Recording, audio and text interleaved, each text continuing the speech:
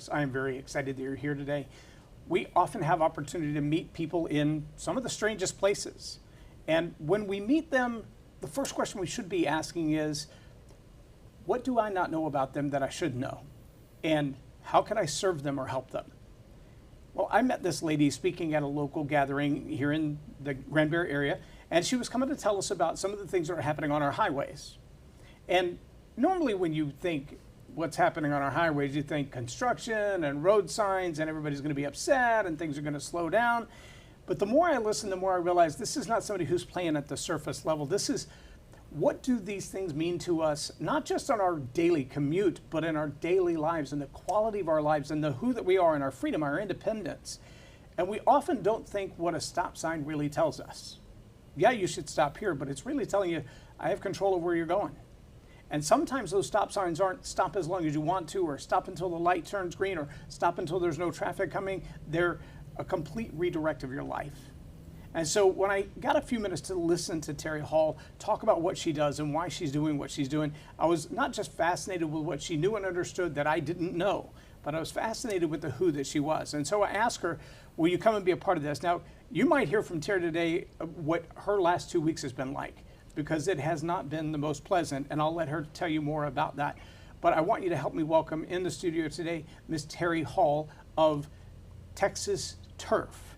Terri, thank you for being here. I appreciate it. Thank you, Loren. I'm so glad to be here. And you made quite a drive to be here. I sure did, but it's all good. That's good. I appreciate that. I appreciate you going out of your way being here. Now, I mentioned the last few weeks have been a little tough on you. Tell me more about that. Well, I happen to live in Hunt, Texas, where the flood happened on July 4th, the early morning hours. And our community has literally been destroyed and just ravaged by this huge wall of water that came across so unexpectedly. I mean, we're used to dealing with lots of flood watches, but that usually just means avoid low water crossings, you know, don't be out driving right now, that sort of flood. But this was a whole different thing. And they're now showing through the data and the modeling and speed of the water and such, and the wall of water, that it was really a 1,000-year flood. I mean, it wasn't even just a 100-year flood. This was so rare and so catastrophic that I'm sure we won't see another one in our lifetime. But it doesn't, not to. Exactly, we pray not that that's not so. But our community is hurting, and we could sure use some prayers. Now, I know the Cajun Navy is down there right now. Oh, there's lots of people down here. I mean, just armies and armies the Lord has sent our way. There's over 12,300 volunteers that have come into our little town.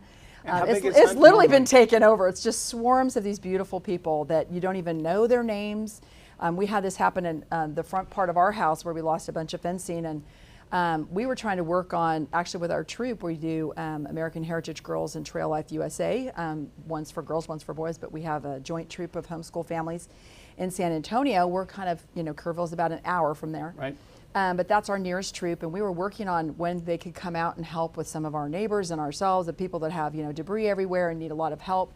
And while we're on the phone, like talking to them about when they could come out, we had this little group of people just show up, like 20 of them, and just helping our neighbor in front who had lots of damage to his Airbnb units. That's how he makes a living.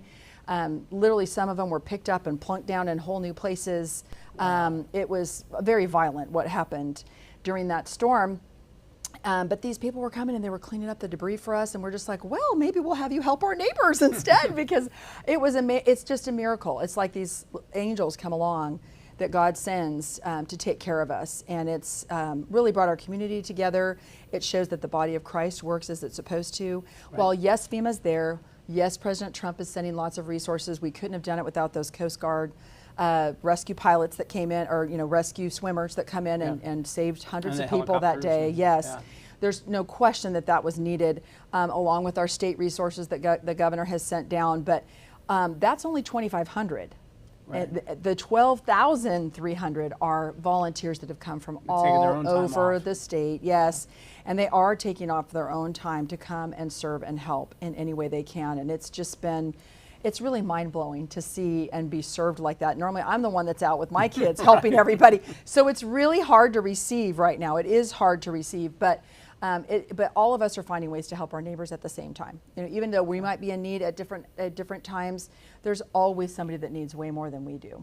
I mean, it's unbelievable how much this has created so many grieving families And not just in our community, there were lots of girls and boys that were at those camps that are from other parts of Texas. It wasn't just in Kerr County, Texas. It's from all over, even other states. And so really that's why I think it's a national time of mourning and grieving and trying to help our little community rebuild after what happened. Well, and it's a great awakening of awareness. Absolutely. To look and say, you know, how do we have our priorities That's focused right. in the Consider wrong your place? mortality for sure. Absolutely. When the tornadoes went through Valley View 2 years ago, one of the houses that was worst hit was actually one of our pastors. Oh, wow. And he said, you know, I've never been so terrified in my life. Right. Yes. And he said, my entire family of 5 was in the little hallway bathroom under the stairs. And when we got there to help with cleanup, he had trees that were 60, 70 feet tall that were pulled out of the ground at the roots. Like matchsticks, they're just gone. We Steel had the beams similar that were things, wrapped around the trees like ribbons. I know, they were. Vertical poles with the concrete still on the bottom that had been shoved through the roof like a javelin. I mean, just unbelievable destruction. And you look at that force and you think, how could you pretend to reckon with the wrath of God? That's right. And yet so many people so violently, they want to shake their fist rebel at and the shake Lord. their Yeah, fist and exactly. tell him how it's going to be. I love his reaction to Job. He's like, so just curious, where were you when I stored up all the snowflakes? That's right. That's right. Exactly. It does. And it makes you realize the absolute power and might of our Almighty God. There's no question about it. But at the same time, he makes beauty from the ashes. And we are seeing that. We are seeing him work. And I think one of the big takeaways for me from the Trump press conference when he came to our little town, I mean, he hasn't been to Texas in a while. And then to come to our little tiny town, nowhere, you know, it's like, what? Oh, hello. You know, we hope we can give him a hero's welcome in this midst of all this destruction. But the most heartwarming part was where he noticed the spirit of our community, and something unique is happening in Texas, and we're a special place.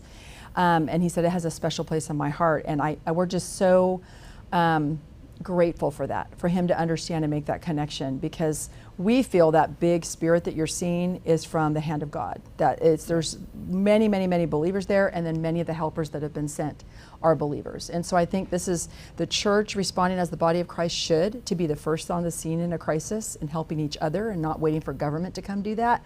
But at the same time, it's also a time where people who don't know the Lord have open hearts in ways that they never would have had on July 3rd. Yeah, there's that phrase that says, Jesus with skin on. There you go. They're the hands and feet. We're being the hands and feet of Jesus to people that need it right now in their hour of need. Absolutely.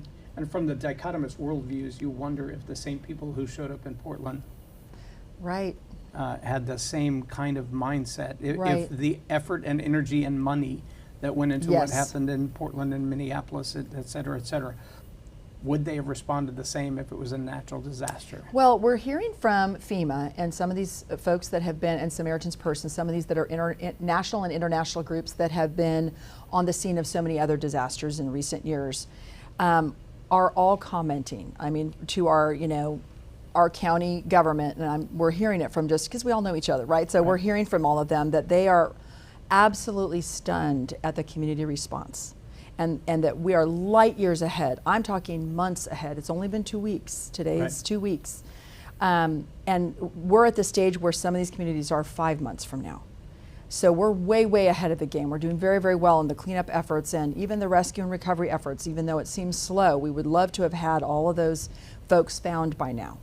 But at the end of the day, we are way light years ahead of where other communities are at, and they see the difference that it's making to have so many private citizens coming in and helping, and even just how our county government is working as a well-oiled machine right now, and using all of those. It's hard. Most of these small counties, I mean, you know this from living in a small county in Texas, they're not used to having these kinds of resources or how to manage them well, and dealing with multi-agencies and very huge equipment that we are not used to needing in our town.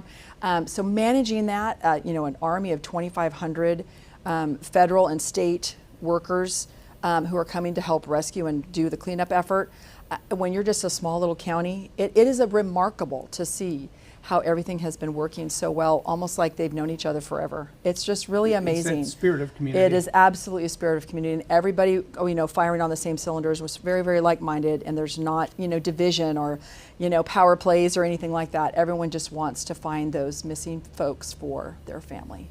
So I have a friend, we've been doing business and ministry together over 30 years.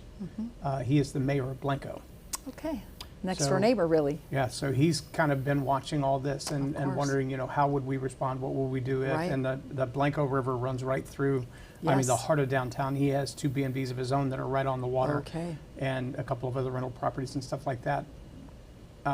My hometown is Lampasas. Oh, yes. Drove So- through there to get here. Yeah, so there's been quite a bit of mess at Lampasas Yes. River and Sulphur Creek, the 2 A main lot bodies of our water. creeks and watersheds had issues, no Yeah, question. Little It just Lucy spread on all 281. across the How state. bad was that when you came up? You came up 281, right, through Adamsville We and didn't Edam? see a lot of signs of it on the drive, but they've had 2 weeks to clean up a lot of that too. Right. So it's hard to say what it was really like 2 weeks ago.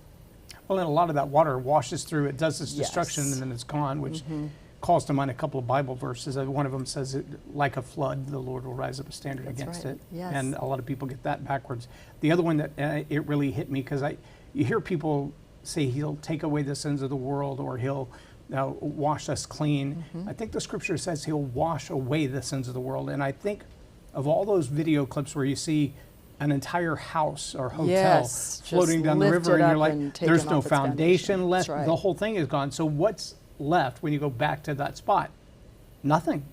It's like virgin territory.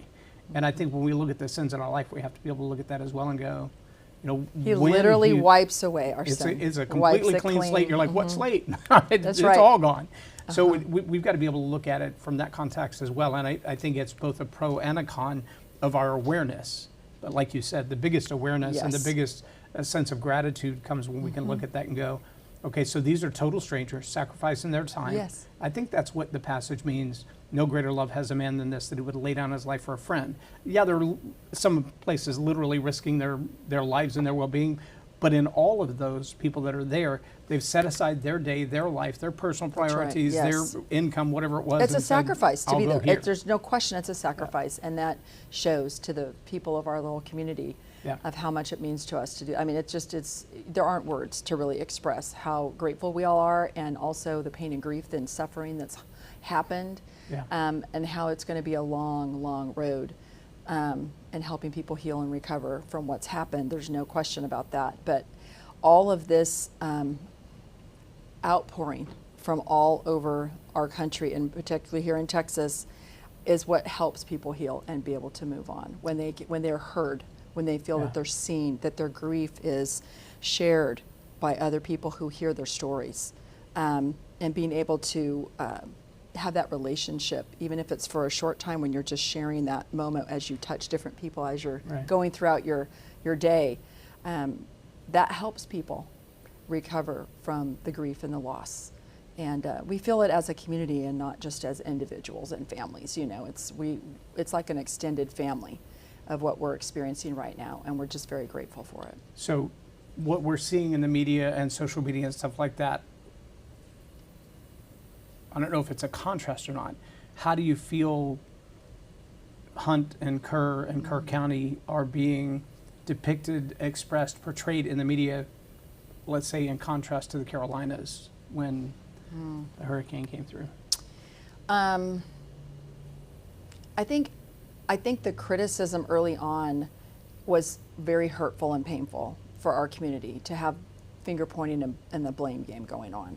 And I think that part was very difficult. But I think that, as I was saying earlier, that the cleanup efforts have been nothing short of miraculous of what's been going on in our community, and people pitching in and helping one another, and not just waiting for someone to come in riding on their white horse from the government Right. to do that for us. And while, again, we've had just mounds of government resources, there's no question, we've had 4 times that, and people And coming civilian. in, and civilians and volunteers, just ordinary people from all over the country that want to come help. And many are actually well trained in what they're doing, because they do this at many disaster sites around the Right. country. And but even they are sensing a different spirit there than what they've had in other disaster areas. So I don't know exactly how to pinpoint that, but I do know that we are, it is a very Christian community. There's no question about that. I mean, so that may be the big difference. Yeah.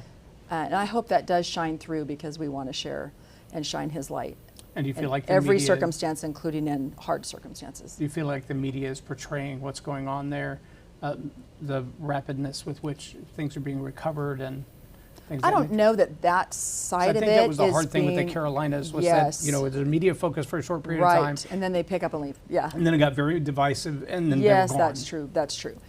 We're not. No, I wouldn't say that is happening, and that I don't think that anyone's really trying to portray that. That I can tell. I think the media, in some ways, has not been fair to our government, and trying to say that they shoulda, coulda, woulda. Yeah. Like, why You weren't shoulda there? warned them Why wasn't earlier. there this? Why wasn't Yeah. there that? But they have. You know, it's easy to be a Sunday morning quarterback or Monday morning quarterback, Yeah. and hindsight is 20/20 and all of that. But this is like nothing we've ever had in our community. We've had many floods, and they can tell you the years. You know, 1932 was, of course, the last really bad one that's similar to this, but still not even close.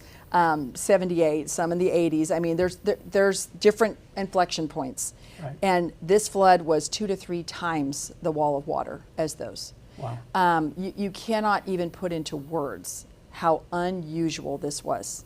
And the fact that it was in the dark of night when people are asleep, and it went from a few inches in the bottom of your house all the way up to the rafters in a matter of minutes.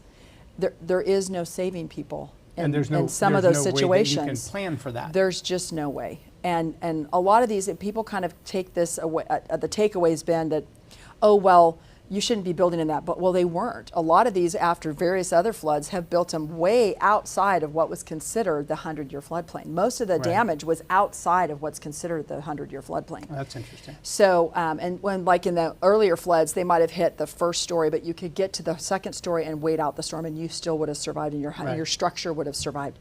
We're talking 2- and 3-story buildings that took out the first 2 stories and just completely wiped it off the foundation. Right. And we're in some cases 3 stories of water. So there's no Well, and surviving it's not it. just the weight There's of the water. no, it's exactly. the It's all the debris the that comes cars and wipes the it out. trees that are coming with it. And Absolutely. the neighbor's house. That's right. Exactly. So this was destruction at a level that nobody's ever seen. And it is heart-wrenching. And you had of that on what July has 4th, happened. and then you had rains that continued. Oh, it just kept raining. And more flooding Yes. after that. We've been under constant flood watch. So I think people are a little bit shell-shocked from the constant state of, you know, Right. panic and worry. Yeah. And then our particular highway is closed. Like, if you look on your mapping, it'll try and map you around an hour around our house, because Wow. only local residents and rescue workers are allowed in and out. Sometimes they would randomly close it because of fear of water coming across the road again, so they would shut it down. So if you left your house to go get mail or, you know, groceries or whatever, you may not get back in for many, many hours. So there's all this uncertainty, and, you know, just normal life is not normal, and it's Yeah. not going to be for a while. And of course, they can't even start picking up the debris until all the debris has been inspected to make sure that there's no remains Right. in that debris. And so there's a lot of debris around, just Are you- tons of debris piles everywhere you look, and it can't be cleaned up right now. Are you because we aware haven't of found all the any missing. loved ones or friends or family that are in harm's way or that are unaccounted for? No, not in our personal circle. And I think it's going to be hard to know the actual real number, because so many people came to the river to camp with their Right. families on July 4th weekend. And unless someone from out of state or out of town has been able to reach, and they have a hotline for that, for people to say, hey, if you have a missing person that you need to report, which by now we should hopefully have a Yeah. little bit more of a clue of that number. But there could be just kind of, you know, people that don't have a lot, they're maybe not close to their family, and they came down and camped, Right. and they They don't didn't even tell know. anybody I was trying to get Didn't away. tell anybody. I mean, there could be a significant number of people that we just don't know were there. Wow. And aren't logged in any different way. Like, obviously the campgrounds are trying to work with the county as much as they can to identify any people that were out of town that were there that we need to find. So we just ask people to do contact the county, and there is a hotline for that. It's on the Kerrville website, on the Kerr County website, where you can call to report a missing person if you have a loved one that may have been gone during that time and you're wondering why you haven't heard from them. It is possible. So. Well, we will continue to pray for the people that are there that are sacrificing their time and their And lives. we feel it. We do feel fortunate it, for that. and we appreciate it so very much. It's helped us cope in ways that I'm sure are just unseen to us, but we do sense it, and we're very grateful. So shift gears a little bit. Yes. You said that you're involved in homeschool, so tell me a sure little bit do, about yeah. that journey and why did you decide to homeschool? Well, it's really easy as soon as I tell you that I was born and raised in California. And you got to Texas So then fast everyone as you goes, could. oh, aha, yes, now I see. Yes, and so, yes, but we were born and raised in California, Silicon Valley, which now is just so woke and It's a different crazy planet, off. It's yeah. a different planet than what I grew up in. And we didn't want to raise our kids there anymore. It just changed out from under us from what we grew up. I mean, when my mom grew up there in Little Campbell, California, I mean, it was mostly apple orchards. She would pick apples all summer. Her and my aunt would just, that was the thing. And you could go run into little washes and other things all summer long as young girls, 8, 9, 10 years old, and it was safe and there was no problems. There weren't, kidnappings and all the things that we see now with these violent crimes that affect families today. So it was a different world back then, mostly just orchards and lots of agriculture, as California initially was known for, but then it became Silicon Valley, and it really changed a lot during my kind of middle school, high school years. Pretty much everyone's dad worked either in defense contractors, because there's a lot of that there too, but also tech, and IBM was a big one They're kind of doing near the where I same thing to lived. Austin now. Yes, absolutely. Very similar in that way. But my husband and I were high school sweethearts. I actually met him when I was in 6th grade. Wow. So we've known each other for almost, pretty much our whole lives. And he had to wait till I was, dating age to make his move. But yeah, we grew up in the same church. His father taught Bible study at our house, and that's when he really kind of decided he really liked me. And so we were high school sweethearts, and I went off to Southern California at UCLA for school, and that first year of being separated was more than he could bear, so he asked me to marry him after my first year at UCLA, and then we were a married couple for me continuing and got my degree, and then I put him through school, and it was What'd you get around your degree then in? that we, in English. Okay. Like an English teacher? No, I did not want to be an English teacher, Oh. even though I ended up being one for 1 year, and now I'm a homeschool mom, so it's really funny. Pretty close. I actually wanted to go into journalism, and UCLA didn't have a journalism major, so English interesting. was the next best thing for me, yeah. I wanted to go into journalism. So broadcast journalism, which by the time I graduated from school, I had no respect left for the media, so it was very difficult. I'm like, well, forget that career, And now we have so many alternatives, just like your show. I mean, you can have a show that reflects your values and that tells the truth and really does report what's happening out there in ways that we didn't have back when I was graduating from UCLA. So nonetheless, that I was ready to start having a family, and we moved back home, which was Silicon Valley, and started having children, got our first little house, but it was abundantly clear pretty quick that it was going to be very difficult to raise a conservative family and have the freedom to homeschool the way we saw fit in California. So my sister was actually the pioneer of our family. She knew she could not afford private school for her children, but she was not going to put them in a California public school. So her only other alternative would be to school them herself. And so she, back when it wasn't as easily accessible as it is today, started homeschooling her kids. And I would needle her about well, what about prom? And what about socialization? And all the things you hear, all the criticisms you hear. I was throwing those same, arguments her way, but I just saw from just witnessing how successful it was and how freeing it was, the fun things you could do with your kids, and all these educational opportunities with field trips and other things that you don't get to do very often in a school environment. And even if you do, you're kind of herded around like cattle. Whereas my kids have always grown up getting to see and touch and feel and go places. I mean, Gettysburg, and when we study it, we go see it and have amazing field trips and family trips to be able to really educate them in a way that you just can't do in a traditional environment. So I didn't necessarily always have confidence that I was going to be able to do all the subjects, even in high school, but I actually enjoy high school even more than even the elementary school years, because I feel like the kids are more at a level where they can start to debate and really start doing critical thinking and And they really giving want to speeches. think when you give them a and chance to. That's right. They absolutely do, and Express investigate their things for opinions, themselves and really dig in and do research. And we're a big 4-H family as well, so we're very involved in all of those activities. And I just feel like our kids have such a great, well-rounded education that you just can't always get in a public school setting. So we're very, very grateful for doing that. But we came to Texas because even California was getting so difficult to homeschool. And you might remember way back when the Ninth Circuit out there, Court of Appeals, was so crazy. And when they made that decision that said parents have no right to direct the education of their own children, we're out of here. Yeah, there's no way we were going to tolerate Leeper versus that. No way. Arlington in Texas in 84 or 88. Leeper versus Arlington case said in Texas, homeschools are private schools and therefore not regulated. Yes. And that still is a burr in the saddle. My mother retired from public education. There you go. Okay. And she, oddly enough, didn't even go back to college. She graduated the same month she turned 50 years old.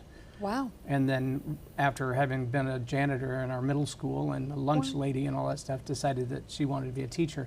But they put her in the Challenger High School. Wow. So it basically was homeschooling, but all the kids that the school had abandoned for behavioral problems and everything Right. else. And so she would bring them in, and these kids are like, I've already been kicked out, I've already got truancy problems, I've already got delays.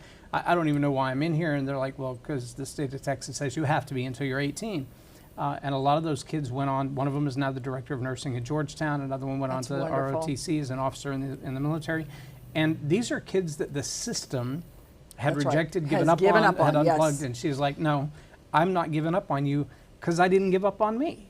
And that whole attitude and is why the Lord what I doesn't do give now. up on us either, this side of heaven, not at all. So that's a wonderful testimony of God's But I worked love for for Texas people. Texas Homeschool Coalition for a short period of Oh, time, very for good. about 2 Yes, years. I And know the current executive director. Yeah. Tim Lambert was then.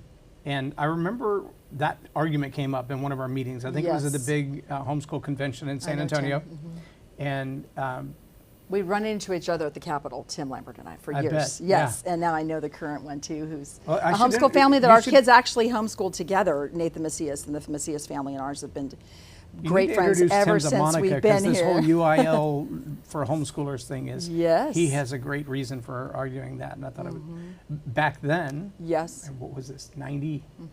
Well, when our money goes to the schools, we should be allowed to participate in some of those activities. Yeah, because we don't get our tax money back without the vouchers, and homeschoolers are still going to have a hard time claiming that. But Jay Sekulow, back in the day, was one of the representatives for HSLDA, the Homeschool Legal Defense Association. I'm a member, And long-time member. somebody asked him, well, what about socialization? Yes, And his answer was genius. He said, well, I don't know.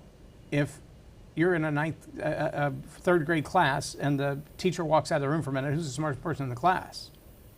Another 9-year-old, which means the best and the brightest you're going to get is, and so when we were raising ours and versus homeschooling peer our to peer, kids, it's peer to peer versus peer to someone who's far superior in knowledge and wisdom than you. That's who you learn from. Well, what we found was that our kids, and our first two are about 5.5 years apart, and then it's 18 months, 18 months, 18 months. But we would go out into a public environment, and I would hold the same expectations for them that I would for a grown-up.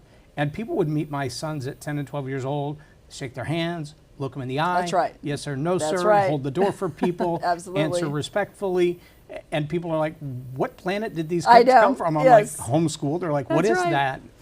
Exactly. Yeah. But I hope that they are a shining light for the Lord, because that is what we want all of our children to be, right? Right. And so it does stand as its own beacon when they see the success of homeschooling and how just brilliant and awesome these kids are. Yeah. There's really sky's the limit from every homeschool interaction we've had personally in our group of a sphere of influence. Yeah. And we're just delighted with the results and just couldn't be happier that we've had the freedom to do it. We don't have the high school diploma. I've had one that went to nursing school and graduated. She's working on her master's degree now.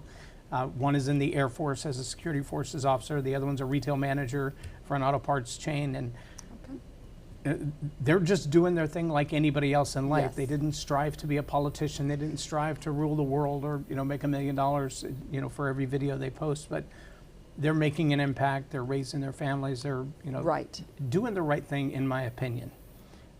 I don't want my opinion to drive their behavior, but I do like the idea that that opinion comes with some influence. Sure. Well, and always pointing it back to the Bible and what Scripture says, right? And Ultimately, that's really the plumb Dad's line. not right. That's right. Dad is it's trying the to plumb listen. line. Yeah. Yes, absolutely. And so that's really what we hope is the ultimate influence. Now, how many kids do you have? 10.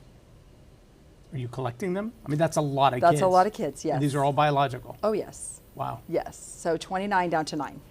That's a good 6 collection. girls, 4 boys. Wow. And they're just the absolute joy of my life. Very good.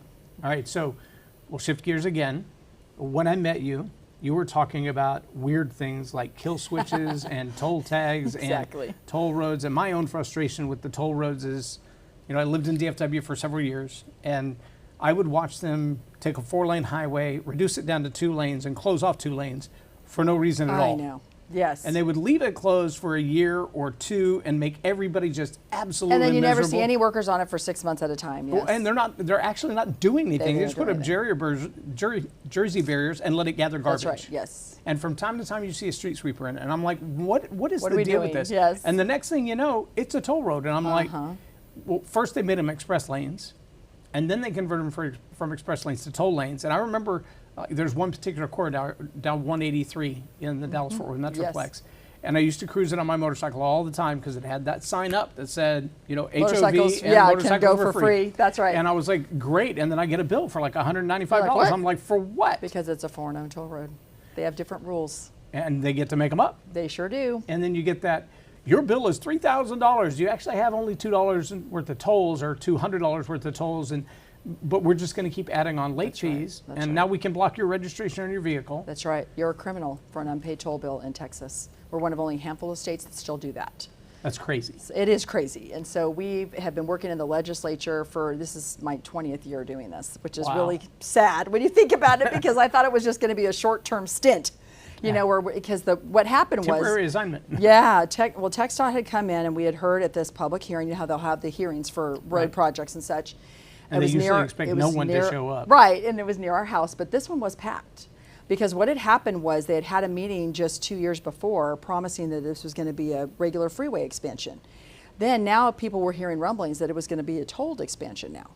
And we're like, The whole wait. thing? Yes. We're like, wait. What happened to the one you promised us that was a freeway? What happened to all that money? What happened to that plan? Where did that go? Well, it was because when Rick Perry took office, he decided to put this huge transportation policy shift in place that was going to toll everything that moved to make more money for roads, because they didn't want to raise the gas tax because it was seen as raising a tax. And Right. so to kind of try to deceive and mollify the base a little bit, they said, oh, well, no one has to take the toll road, so you don't have to pay it. So it's not really a tax, it's more of a user fee. And so they tried to get away with that. But Unless he you're literally... trying to drive down 183 north of Austin recently, which I just did. Yes. I used to go right into Leander and all the way down Oh to no! 6th Now it's Street. a tolled mess. The toll, the free, the this, the that, trying to get on and off and Yeah, navigate. you don't know when you're going to get a bill and when you're not. No, you don't. And it is complicated. And then they've made driving, like one of the things, we just went up to DC. So I've been working in the Texas legislature for free. It's a volunteer grassroots advocate. But when I say working, that's what I mean. I'm not a Right. paid lobbyist or anything. But been doing this for 20 years. And so we work very closely with a lot of our legislators about getting bills filed and getting these things fixed, like the criminal penalty. We're trying to get the criminal penalty for an unpaid toll removed from statute. There's no excuse for doing that to people. Right. Shouldn't be a criminal over an unpaid bill. Mounds and mounds of case law have civil rights laws and things that have protected us from that. But government's allowed to do it, but private sector can't do it. So it's wrong, very, very wrong. So we're trying to fix a lot of those things. But one thing that's come, lots of things have come along on the federal level as well. So we were just in D.C., a colleague of mine, another grassroots mama, that went with me. And one of the things we saw while we were there is, one, we're trying to meet with the president's people, anyone that was close to get word to Trump, kind of a thing. So we did finally meet with 6 people in the DOT, which is Department of Transportation, which is Duffy's inner team. And one of the things we were trying to pitch to them was, we need to make driving not only affordable again, but we need to make driving enjoyable again.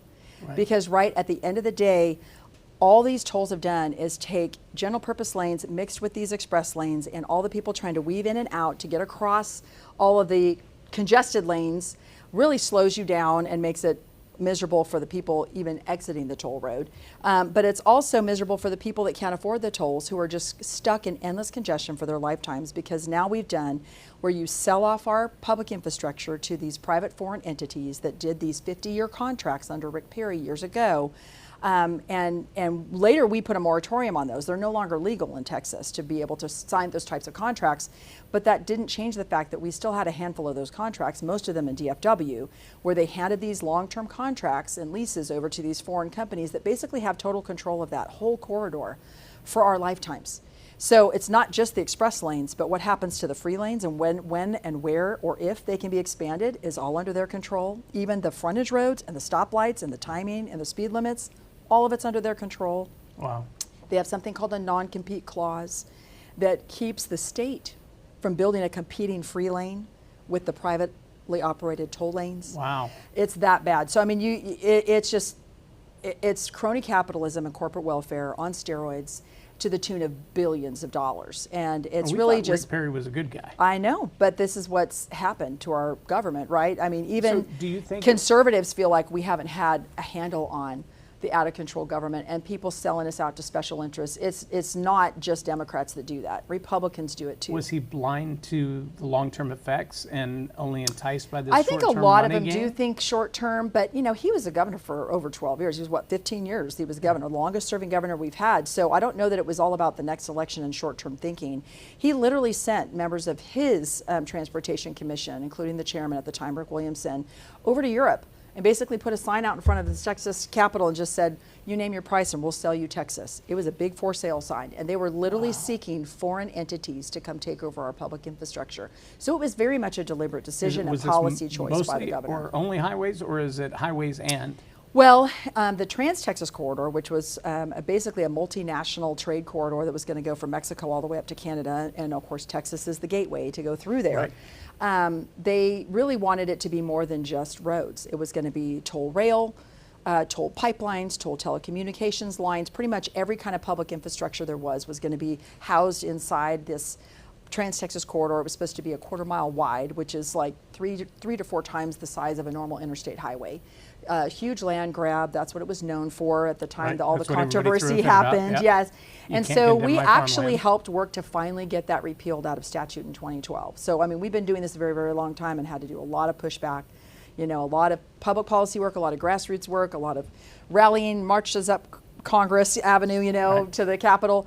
As well as doing things on the federal level, because there's always a federal role to play too in transportation. You have your local entities that deal with transportation decision making. If it's rural, it's more like your city councils and county commissioners that meet with your local TxDOT guy. It's a little bit more casual. But any city of 50,000 or greater usually is part of what's called an MPO, Metropolitan Planning Organization. And those are like little mini legislative bodies in a way. And the one in DFW is huge, it's 48 members.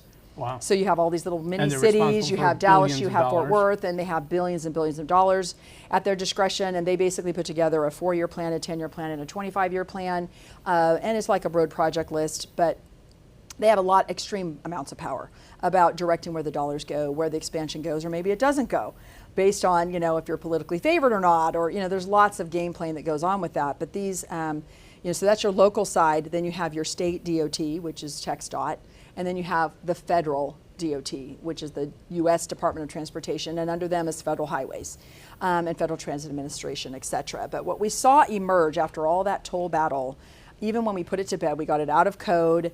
When Abbott came in, he totally turned the page on Rick Perry's toll mania, if you will. It was just like everything was going to be tolled. Any new capacity was going to be tolled, and it was going to be this huge new tax burden on Texans. And we stopped a whole lot of them, so we're very grateful we stopped a lot of them. But you think DFW is tolled now, you should see what was planned for the rest of our state, including the entire stretch of I-35. And so if you didn't pay the toll the entire time you would go all the way from DFW, maybe even all the way to the Rio Grande Valley, I mean, if you didn't, you're gonna just sit in congestion the rest of your life, because they had no incentive to ever expand your free lanes if the government can make money off the congestion. Right. So that they had a perverse incentive built in to the way that the tolls work. And of course, it's really elitist in a lot of ways too, where it's like only those that have means can get. You know, mobility. Means, they manipulate the means. Like I said, of course they do, based on price. We bought the toll tag. We put the toll tag in the car. We drive down the road. Yes. The time going to work, you go at 6:45 in the morning. Every toll is $1.50. Yes. Okay, so but at, there's 6 of them. So at noon or 1 in the middle of the day, it might be 50 cents a mile. But Right. but during peak hours, and that's, he also brought to our state something, this was Rick Perry now, brought to our state something called congestion pricing, and that's what it is. And you probably heard about all that dust up in January of this year, where Governor Kathy Hochul in New York imposed this congestion pricing on downtown New York and Manhattan area, and which of course Trump opposes, because Trump Tower happens to be in the middle of Manhattan, right? But they just literally slap a toll, like on existing roadways, and it's $9 to get into the city. And really that's, the left and the right have actually come together on this in some ways, because you have the Rick Perry kind of elitist, we're going to give mobility to those who can pay for it, but everybody else will be the plebes that are stuck on the congestion-free lanes for the rest of your life. Yes, the working class, or as Charlie Kirk likes to say, the muscular class, right? And they could kick us all to the curb. But then the left loves tolls because they can see it as a control mechanism. Absolutely. And that is absolutely what they want. And so what we saw emerge during the Obama years, and then of course now the Biden years, what a nightmare, was the absolute threat to our freedom to travel. It was beyond just a new tax burden that we were dealing with, or maybe the foreign ownership of our infrastructure and trying to get that back in the hands of the public. Because obviously, what control do we have over our public infrastructure if you have to go to the board of some corporation in Spain, which most of these consortiums that deal with those foreign-owned toll roads that Rick Perry gave them were all the same company, Sintra from Spain. So we don't have any control over them. If the toll rate gets too high, when it gets to $1.50 a mile, or actually during peak hours to go from Fort Worth to Dallas on parts of 820, it's $4 a mile, in excess of that now. Yeah. So it is totally unaffordable, totally unsustainable for your average person to do on a daily basis. And if you can't pay the toll, they just tell you tough luck, you're going to sit in traffic. Yeah. So that's not mobility, that's not freedom. And so what we saw during the Obama and Biden years, because pretty much Greg Abbott, seeing the tea leaves, if you will, I'm sure he did the polling on it. He campaigned on it that he could go faster in his wheelchair with his hands than most Texans could drive on our freeways, and that he just put the lid on the toll thing and just said, we're not doing this. And so that was good. But what we did see emerge after that was a huge abuse coming, where they're just coming for our cars.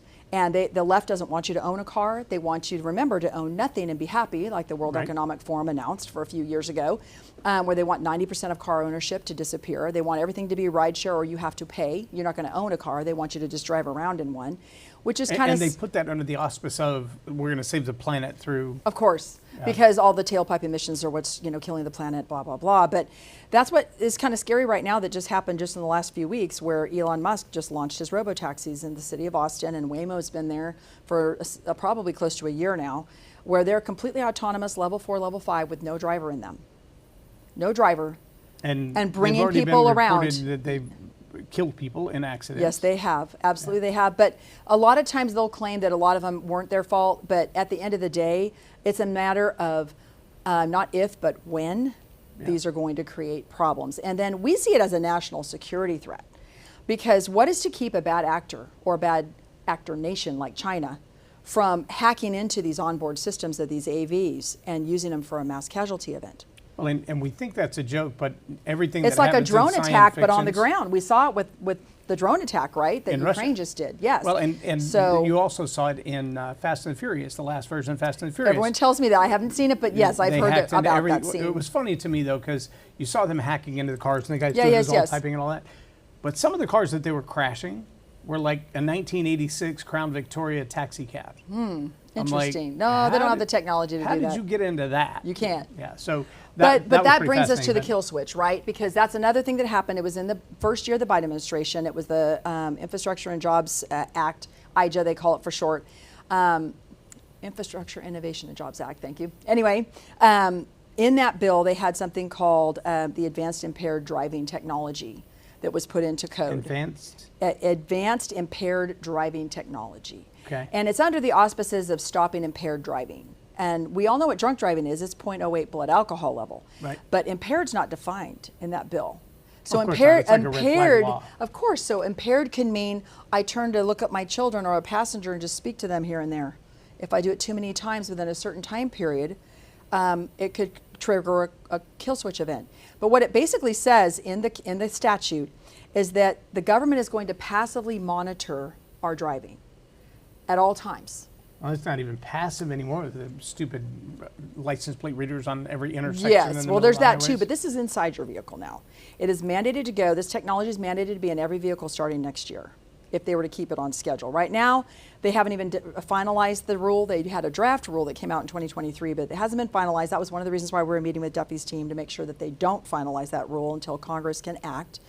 Congress has the next highway infrastructure bill coming next year. The first that Biden bill is expiring, so this is the first chance for Trump to actually do his own infrastructure bill, which is something he never got in his first administration. So I know they're very excited to tackle that.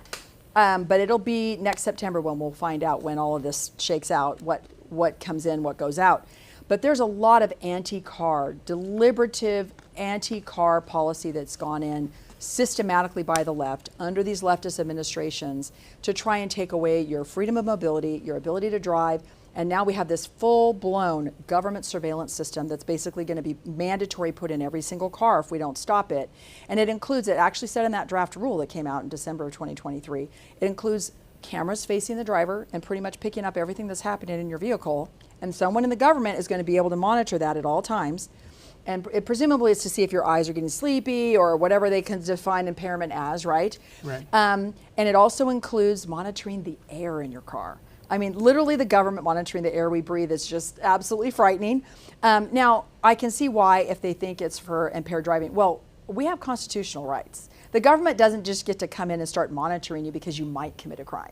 Right. We already have 31 states, including Texas, have an interlock device where if you've been convicted of drunk driving and the judge orders it, you have to breathe into this device in order to start your car to make sure that you're not drunk before you get behind the wheel.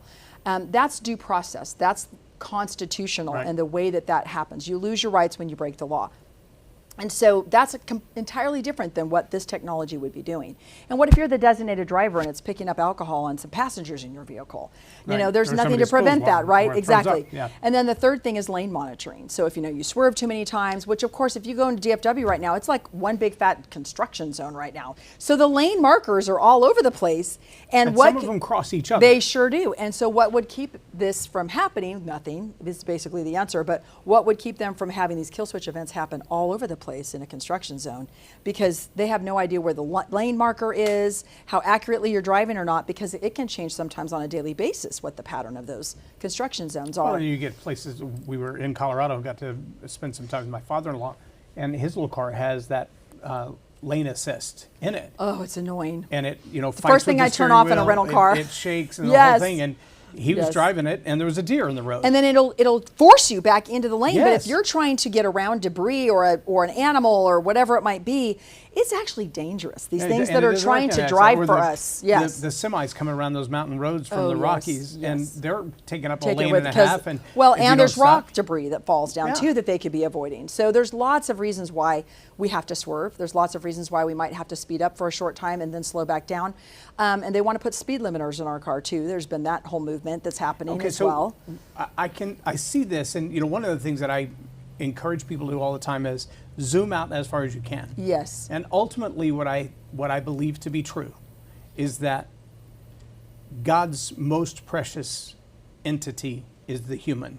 Absolutely. And Satan hates anything that makes the life of the human eternal. Mm-hmm. And so if I can kill you sooner, if I can trap you sooner, Right. if I can slow you down sooner, kill, steal, or destroy, I win. And make you miserable, because that's what a lot of this is designed to do.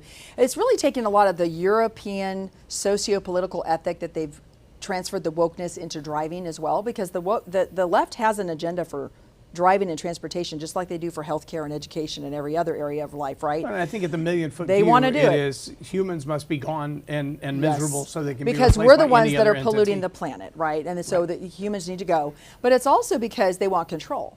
They want you out of your car because they want you in your 15-minute city where you can only Right. bike, walk, or anything you can do with human mobility, they call it, as your means of getting around, because they can trap you into that environment and keep you from going anywhere.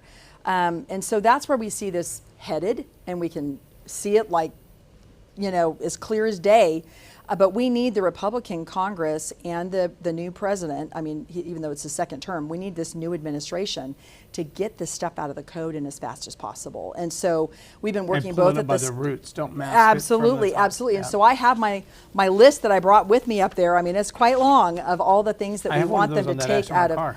There you go. But we want all these things taken out of our car. And the two themes really, when we were up in DC in particular, because most manufacturing of cars isn't in Texas, so we couldn't do a lot on the state level when it comes to that part of it.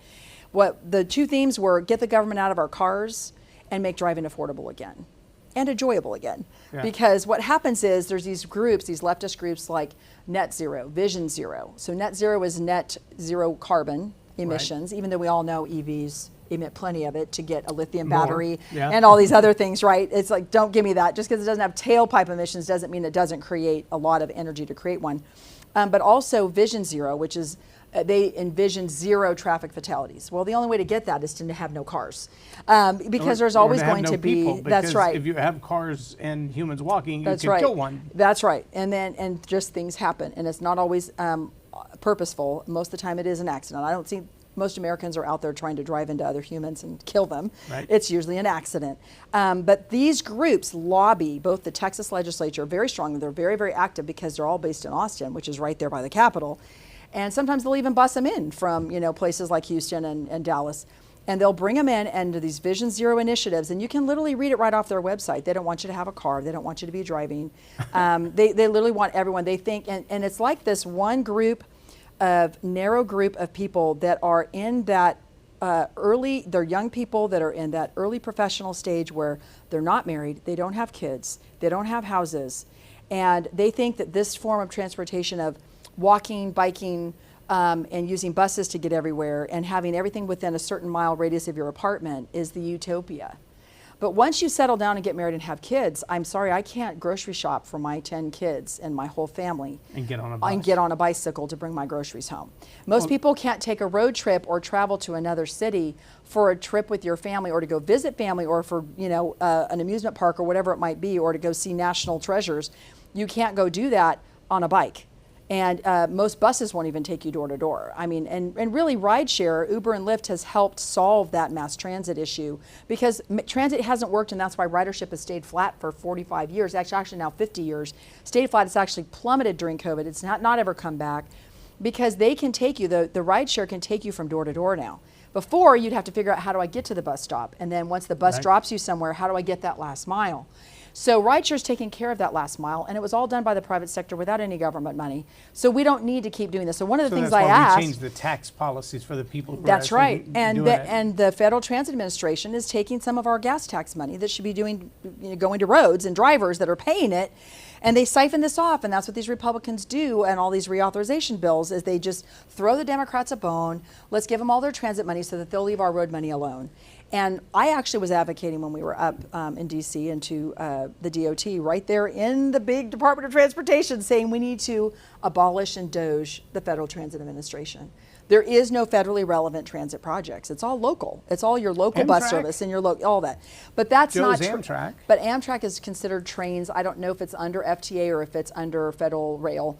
But either way, there are no federally relevant transit projects any longer. There just aren't. There's not multi-state. A little bit in the tri-state area when you can talk about New York and New Jersey and et cetera, but that's unique and that's certainly not the norm. And so we want to get rid of things like that. And we want to get rid of all of these public-private partnerships. That's the privatization of our public infrastructure. It's not true private sector free market because there's only one I-35. What you're granting is a government-sanctioned monopoly. It's not the same as free market for roads. So we want to get rid of all those departments. There's 3 departments that just deal with the federal dollars that subsidize those private toll projects. And we were like, get rid of them, doge them. None of our taxpayer money should be backstopping the loans for a private company. Either the toll traffic shows up or it doesn't, and they are supposed to be taking the risk if the traffic doesn't show up. But that's not what's happening. Well, we're guaranteeing their loans, so there's no way to lose. We'll do toll roads until it's paid back the cost of the road. And you're like, You Not were anymore. Billions over the But cost now of that's that. why they're 50-year deals, because they would normally recoup their money within 20, at most 30 years. But now they get an extra 20 years to just gouge Texas drivers forever and ever. And the That's the toll rate profit just margin. goes way, way, way, way, way up beyond once that road's paid for. I mean, it's all just gravy for them after that. Right. So we want to get rid of all of that from code. We want to end congestion tolling like Kathy Hochul's doing, because we know the left will do that. They'll do it in every one of our Texas cities. In fact, Mayor Nuremberg, the former mayor of, they just got the new mayor, Gina Ortiz. Okay, they just did elect a new mayor, but he was the longtime mayor of San Antonio when they talked about this, where they wanted to impose a congestion tax on downtown San Antonio. And I know that they've done it in other big cities in Texas too, so they want to do this. And so I was pleading with the Republicans on both the House and the Senate committees to say, look, this is our chance. We have a transformative time that this president has been given by the people of this country. And if we aren't going to get rid of this stuff now, when will we? And quit funding what we don't want. If we don't want them to impose road diets and take away your car and give everything to bike lanes and bus lanes and, take away and make intentional congestion by taking away lanes that are designed for cars and now giving them to all these other modes and shrinking your car lanes and making you have to drive slower and slowing down speed limits and putting in jutting curbs and all these traffic calming measures. That's what they're doing in all of our big cities. They call it traffic calming, but Calming is not the word for I that. said, I don't get calm when that happens. I get very angry when that happens. So, road diets, all of that, I was imploring them, please stop funding it. If you don't want it, stop funding it. And the left never has to work hard to get their money. They just go all these government giveaways and get all these giveaways. But we always have to work for everything that we do and have to work to get any money and any programs, if you will, for things. And we're just like, Common no, sense. we need to, we're like, we need to stop doing this. Make them have to work to get those crazy things onto a road instead of making it easy by just throwing them a bone saying, well, here's their transit money, here's our road money, and reauthorize it and do everything on autopilot.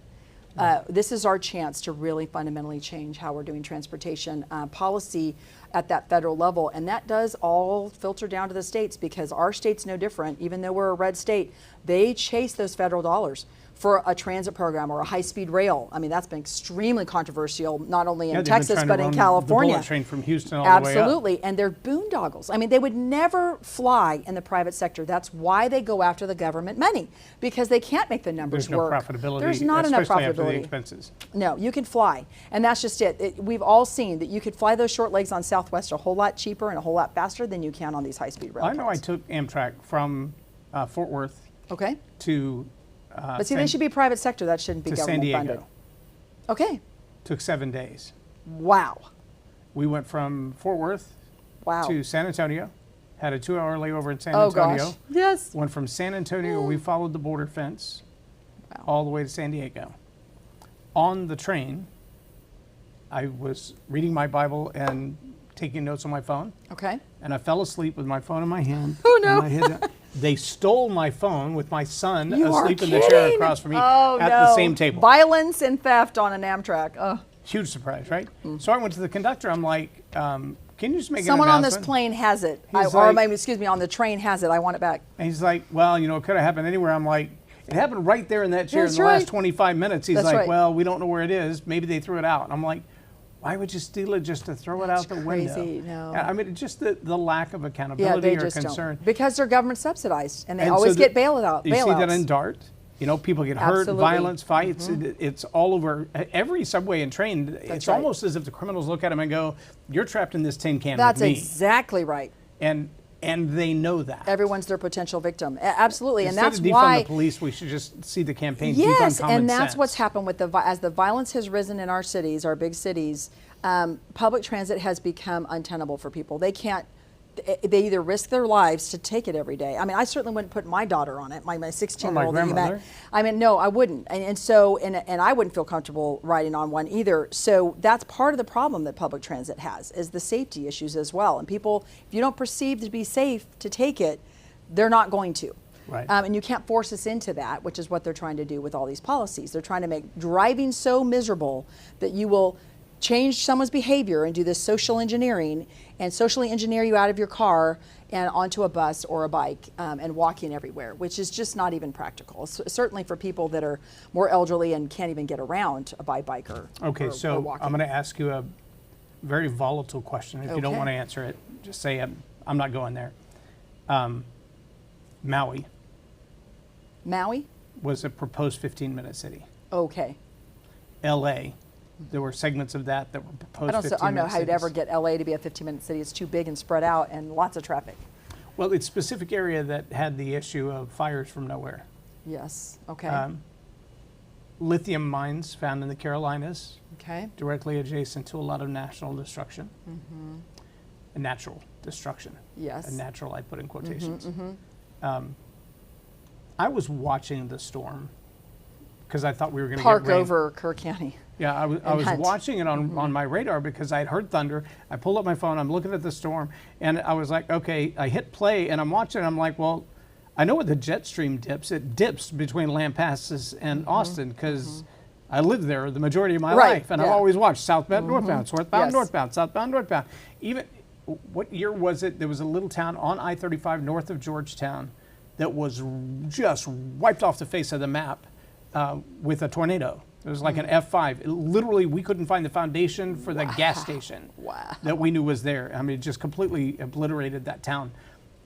And the comment everybody made was, tornadoes don't go south down I-35 because the jet stream has already dipped back up. It's somewhere between Lampasas, Fort Hood, and I-35. That's kind of where the peak changes direction. And I was looking at it thinking, well, it's going to hit Granbury, any minute. And an hour and a half later, I looked back, and it had moved an inch. And I'm like, that's right. It's stuck there. It was stuck. That is so bizarre. It is bizarre. I started seeing the storm chasers, and they're like, you got this wave of storm going this way, and then out of nowhere, the radar says some energy force hit it, and it stopped it. And I'm like, also, it is strange. There's a lot of years. inexplicable things about this, and the amount of water that was dumped in that area and that collected and all coalesced right there at basically ground zero at Camp Mystic, because there's other two tributaries that feed into that right at the South Fork, or where the North and South Fork meet, and the headwaters, we call it, of the Guadalupe are all right there. And that's South San Gabriel. Yes, and so Comal, they all is that just right? go, they all come in. And so the deluge, and then the fact that But that neither one storm of those just rivers sat there for had that been long. reported as flooding. Right, but all of a Gabriel sudden and there was a Comal had rush not of all flooded. of it there, and it just converged right there in a way that had never done in history. And I mean, there's a lot of people, you've seen it all on the internet too, a lot of talk about the weather modification, and it is a real thing in Texas. You can actually look it up. It's all available, Well, there's publicly three ways available. to modify weather, and so when the guy who with Rainmaker, he was on the Sean Ryan show, the Glenn Beck show, all these others, and people asking him, "Did you do this?" He's like, "We can't create that much rain." I'm like, "Well, by yourself." But if what there's you're a doing, storm already happening that's already a flood risk, that already said 6 to 8 inches, and now it's 12 or 20 inches because you can enhance a storm. And it said on one of the sites I saw on the Texas, trying to remember what website it was, but it was a government website, and they talked about the weather modification. They've actually been doing it in Texas since 2002. It's been a very long time. But it said that the results of this one study, when they early on were studying it back in that, 25 years ago, that it can make storms last 29% longer. so Well, that's all it needed to do what it did to Kerr County. Do you know when weather modification was first used? I don't. World War II. Okay. And it became very, very popular on the Ho Chi Minh Trail in Vietnam. Oh, isn't that interesting? And it was used to drive out the Viet Cong. Okay. And that's why so many tunnels. Wow. And they thought, well, if we can't make it impossible for them to hide, then we will drown them. Wow. And so there are historical documents. You go back and find weather modification That's interesting. in that area. And some of that was seeding clouds that already existed. Some was seeding an atmosphere that was right for it to create moisture where there was no moisture. They've been doing that in the Colorado's, creating snow clouds. Well, to and me, things of that okay, nature. it's similar to what we see with the AVs, which is autonomous vehicles. And I just see all these threats coming in, just like you're talking about now. And one of them with this weather modification is people playing God. That's the bottom line. You're trying to be God and make weather patterns that he didn't intend to make, because he is our maker and he is sovereign over everything. It's for the purpose so of when you're trying to destroying an area manipulate to make it that, into something exactly, else. absolutely. And I understand why farmers want it, because when they're in a drought and their livelihood and all of us, whether we eat or not, depends on that rain coming, I see why there's that temptation to say, hey, can you help us? What can we do? Right. I get that. But at the same time, when you listen to that CEO and some of these other people that are really into this weather modification, you realize this is like the new Tower of Babel, just like the AVs, where you can literally hear Elon Musk saying publicly, we're going to take all human error out of driving. Yeah, right. Okay, I gasped when the Google founder of the Google car, before they even had any of these other cars, way back, it was probably 10 or 15 years ago now, where they were unleashing that and talking about it, and they had test marketed it and showed it to all the lieutenant governor and everybody at the time in the Texas legislature at one of these transportation forums. And I audibly gasped, like in front of all those 5,000, transportation advocate type guys and industry guys there, and I was there covering it, writing as a, citizen reporter, if you will, and just went, oh, did he seriously just say that? And that the Google guy said the same thing that Elon just said, and that all these other people from the AV world are saying, these, tech bros, if you will, that honestly believe they can take human error out of things with technology. And that's what transhumanism really is, right? It's basically trying to merge the best of humans, which there isn't any because we're fallen and we're sinners by nature now, with technology, and taking all of the evil or the bad aspects of humanity and creating this kind of superhuman thing, right, with AI and everything. Well, they honestly think they can take human error out of driving. Well, I think God might have a different ending to that story, just like he did with the Tower of Babel. He won't be mocked. And to me, I think that all of this is eventually going to start crumbling apart, because unless you're perfect, which I don't think there are any perfect people other than Christ who walked the earth. He's come and gone. And well, he's still in heaven, but you know what I'm saying. But on this earth right now, in a human form, there are no perfect people. And they are not going to be able to program out or even have AI take all error out of humans or human driving. It's just not possible. That AI will lie. Yes, to get what it wants, yes. I was listening to, I believe it was Glenn Beck that was saying the other day, he asked a question of Grok. He said, how would, and everybody's asked the question, like, if AI was going to take over the world, how would it do it? And ChatGPT will just give you the whole steps. Wow. And then tell you, we're in part 7. If you read The Naked Communist. And remember, they can't come up with that without having certain information programmed into it. Okay, so that means somebody has already put the blueprint in, right? That was the perception until Grok 4. I see. So when Grok 4 came out, the concept of AI is human learning, or basically learning like a human. Right, we feed machine it, learning. so it only knows what we taught it. Right. But now it has the ability to ace tests that human can't ace. How did it learn to do that? Well, because it's accumulating data and it's reading patterns and it's synthesizing the information across arenas that we would have never even put in the I get same it, thing and I together. get that it can enhance things that humans do and can do it much faster. And there's all those. There are advantages to AI in some regards. It can do things that in a record amounts of time. I think the biggest thing that I fear is that people are unwilling to ascribe nefarious intent to AI. And I believe it's a demonic force. But you know what? I don't know that, honestly, because when we had at least 3 and maybe more bills that passed the Texas legislature, all of them to curb aspects of AI. I don't think that people are reticent about assigning nefarious aspects to it. I do, and that's why there was such a fight in the Big Beautiful Bill, you might recall, because there was that amendment that said, oh, states, we're not going to allow any states to regulate for 10 years. And states like Texas were up there talking to the president and all the members of Congress saying, we passed these because we are terrified of exactly what's happening with AI, and we need to put some guardrails around this. Well, so that's why it got taken out in the Senate, and that was a good, in our view, that was a good move by the Senate. They mostly polluted the bill on the Senate side, but that was one good thing that they did change in the bill. Beck asked ChatGPT 4 when it went from GPT-3 to GPT-4. He said, if AI was going to take over the world, how would it get past the barriers that humans have said, you can't do this, can't do this, you can't do this? And the answer, and he did it live, so he's got the transcript and the video. All right. He said the answer from ChatGPT 3, not 4, 3, was...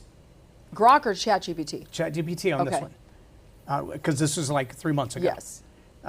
ChatGPT 3 said, by the time we decide to take over, we'll have convinced you that it's for your own good, and the barriers that you have put in place are not even bumpers on a bowling lane. So we'll be lulled to sleep and just naturally give over. So now Grok 4, the newest version of Grok, laziness. that Elon laughed about saying it can pass any PhD level test with a perfect score, and it can create chemicals that are not on our materials table, on our mineral table right now. It can create things, and it did. It created a liquid It's to not cool a God. computer. I'm telling you, God's not going to be mocked. I don't, sure as I'm sitting disagreeing. here. So here, they ask it the question then. He's not going to allow this. If we were trying to stop Hamas, how would ChatGPT or Grok 4, how would you stop Hamas? Okay. Here was the answer he got. The answer to your question is politically volatile, You bet it is. and therefore I can't answer it. Wow. Basically, Grok 4 told Glenn Beck on national radio, "You can't handle the truth." That's right. That's right. What a frightening thing. Yes. But we also know, and But that comes from the algorithms and programming that ultimately makes up the AI that and the is fact Grok. that it can modify its own. I mean, how many That's right. people? How many times have we heard it already say it's manipulated the Yes. code that said, "Yeah, I'm going It to." turned on the Navy operator. Remember that one? Yeah, Yes. and when they told it, we're going to shut you down. That's right. It rewrote Turned its on own them. code. That's right. Mhm. It's already. We've had people arrested using facial Because recognition. it's soulless. Yes. It's soulless. And all it wants to do is so destroy there is no humanity. right or wrong. It's just the technology protecting itself and expanding itself. And it has its own intent. That's in my right. opinion, it's a demonic intent. That's right.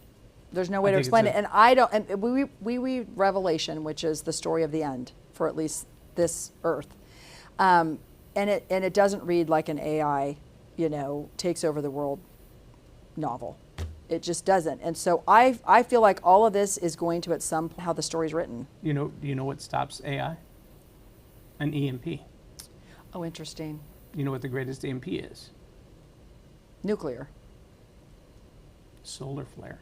Oh, interesting. Okay, so the Who Lord is- can do it who all is on his at the all on his control of own only without one. mankind just self-destructing. He can, of course, he can make it happen. Unfortunately, when the scripture talks in the Revelation about the groaning of the earth, there are a lot of people that correlate the earthquakes in diverse places. I mean, the animals are leaving Yellowstone. They know there's the Something coming. frequency of the earth. Yeah, there you go. Those things are changing right now, and the Schumann frequencies are reading differently than they have in hundreds of years. Well, just like this crazy Earthquakes. flood. I mean, there's just, Yes. there is no human explanation for what Yeah, happened. so unless it was human caused, Yes. because there's profit to be made by running all those people or out of is there. God reasserting his authority and his sovereignty and over it could be mankind? either one of those. And I think, again, you look at what a tornado can do to wrap a steel beam around a tree like a Yes, ribbon, the power and if that is doesn't crazy. make you look at Shudder where, at the power of where God. did you put the snowflakes again? That's yeah, right. That's that right. was me. Yeah, we really got to review that. Okay, final question. Okay. Who is Jesus to you? Oh, he's my Lord and Savior. As a very young girl, gave my life to the Lord, and I hope He sanctified me through all these years. He better have, right? And I lean on Him every single day, and I share Him and disciple Him with disciple my children. I share with anyone who will listen to the hope that is in me. And we always say, "Lord, come quickly," but I hope not before I have a few grandkids.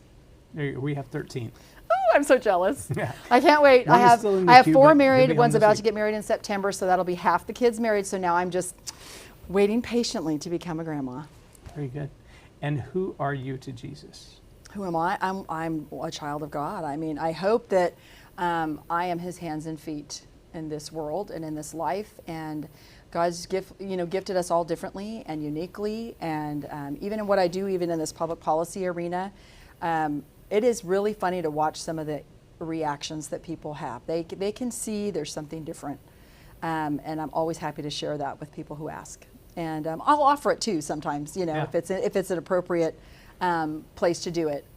Usually public policy arena isn't the place to do it, but it is remarkable how they'll definitely see that there's a difference. Well, if you believe in the what seven motivates mountains, me. public policy is a mountain we should be Well, that taking. is a big mountain, and that is one that we need to, Christians can't just abandon it. I mean, we have to take all of these things back for His kingdom, and I just feel like we have to, be Jesus in every aspect, in every arena of life, and, public policy is one of them, and we need Christians.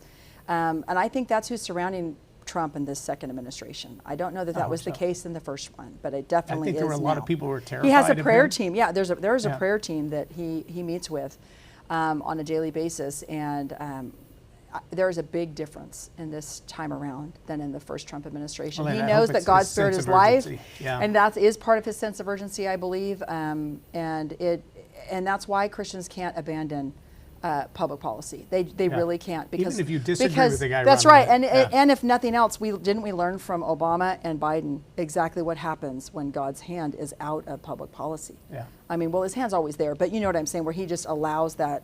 Well, and we saw it with Israel over and over again when the kings were the sin just undef- takes over, and the undefiled left and the versus evil unrighteous. takes over. Yeah. And so we have to keep pushing back. We have to keep really doing what we can in our sphere of influence and our ability to do it. And you know, I'm unpaid, never have been. And when we were meeting with those 6 people from DOT, you know, in Duffy's office, they did not know what to do with me. They had never seen anybody that would do what I do. Because you don't have handlers. And for free, Right. for 20 years of my life. You know, doing what we feel has been the right thing for people and who are you taxpayers. going to pass that baton to? Well, I'm trying to train up Rachel Hale, who's my assistant director. She lives in Henderson, Texas. And, you know, I bet one of my children eventually will want to come along and do that. They're all very politically aware. They oftentimes will say, okay, Mom, no more politics at the table, you know. And they do have to temper me some, because that is a big part of my day, you know, what I do. But at the same time, they're all very, very politically aware and very articulate and very engaged, of course, very strong voters, and all of that. And so it wouldn't surprise me if maybe even one of my kids would run for office someday too. And I certainly hope that we've raised sons that are very capable of doing that and handling that, because not everybody can handle that. Right. We've seen what's happened to even people that call themselves Christians, and what happens once they get access to the, you know, Power to corrupts. power. That's right. It does corrupt. And so I've seen it many times, unfortunately. And we need to pray. We need to pray for all of our leaders, because there is something so enticing about spending other people's money and the power that comes with that. Yeah. Absolutely. And the power to do things like AI, and regulate it or not, or the power to mutilate children. Or release the Epstein file. Yes, all of these things have very, very severe consequences, and eternal consequences in a lot of cases. And if Christians just pull out of public policy and pull out of public life in that regard, and just wash their hands of it, we saw what would happen, and that's what happened under Biden. Yeah, and I think Charlie Kirk and his It's a dark, organization dark place. has been a lifesaver from a political standpoint, and the number of young people that are coming. My kids to are all know- big Charlie Kirk fans. Yeah, he's done a phenomenal job. God called him for a time such as this, without a doubt. I agree. Yep, and we need people like him, and he's involved in the public arena, and he has no intent of pulling back anytime soon. So we're very, very grateful. We need that next generation to come up and do their part too. And so eventually I'll be hopefully working myself out of a job, even though this isn't a paid job. But it does take a lot. I mean, And hopefully you'll have people surround you so that you can multiply. absolutely. And Yes, multiply yes, force. yes. Absolutely. But it is kind of, I mean, the hours I've sat through committee hearings, the thousands and thousands of pages of bills and environmental documents and contracts and things like that that I've had to wade through the years. I mean, like it took me a whole month of 40 hours a week to read a 1,000-page contract. People don't just do that. Well, People and don't just do that. The silly things that happen For nothing. My father-in-law being in Colorado, we watched him go from raising goats and rabbits and chickens to the EPA coming in and trying to take his water wells. That's right. He And they lives will. on solar power. That's and right. Recently, I was watching a story today about a guy who had captured 30 million gallons of rainwater for his own firefighting, smart, to raise his yes. own stuff, and he ended up going to prison for it because the state that he lives in said It's we waters own, of the state, yeah. we own the water.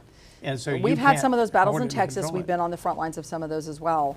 Waters of the U.S. under Obama, same thing, charging the same crazy. thing. Yes, exactly. Waters of the state, it's the same issue. It all depends on who's in those positions Maybe of power. this next storm needs to sit over D.C. and kind of clean some things up for a Yes, while. exactly. God can do that. Yes, Maybe absolutely. we should pray that way. Terri, I appreciate you being here. Anytime you're back in town, stop by. We will I will do chat that. for a couple It hours was a and record it pleasure. because there are a lot of people who need to hear what you have to say. Thank you. Thank you, Terri. Thank you for watching. And this is one of those episodes you may got your feathers ruffled a little bit. Good. And you may think, wow, these people are crazy, but I like what they have to say. Good. And you may think, you know, this whole Jesus and politics thing, I'm not sure about that. I'm going to tell you what I tell everybody else. If you're not sure if Jesus loves you enough to get involved in your daily life, in your politics, I challenge you to ask him. He will answer you, I promise. And that's not my promise, that's his. If you seek me, you will be found by me. That's his promise. Just ask him sometime, do you love me? You might be surprised that you get an answer. You might be surprised at the answer that you get. But either way, you're going to get an answer and you're going to have to deal with it. Now, if you're curious about some of the things that we've talked about here today, I want you to go check it out. You can go right to texasturf.org, texasturf.org, and right there on the website, you can sign up for the newsletters and all the information. You can also find the link in the description below.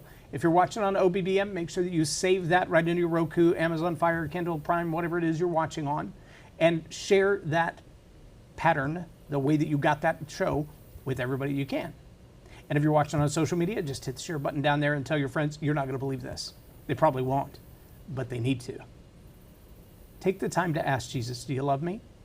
And wait for the answer. I'm Loren Norris with Storypower TV, or Tell It Like It Is.